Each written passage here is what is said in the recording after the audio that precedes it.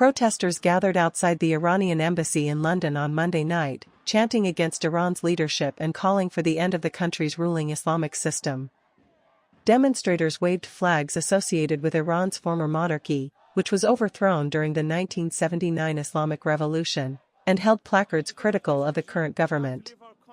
Some protesters also carried Israeli flags, signaling support for Israel and opposition to Iran's leadership.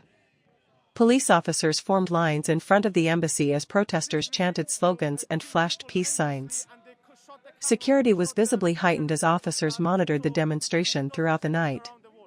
The protest comes amid ongoing unrest inside Iran, where demonstrations have continued for more than 2 weeks, challenging the country's theocratic leadership. Protesters inside Iran have taken to the streets in multiple cities despite a heavy security presence. According to the US-based human rights activists news agency, at least 544 people have been killed during the unrest, while more than 10,600 have been detained.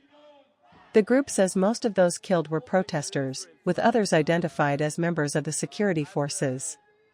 The organization relies on activists inside Iran to cross-check information and has provided accurate figures during previous periods of unrest.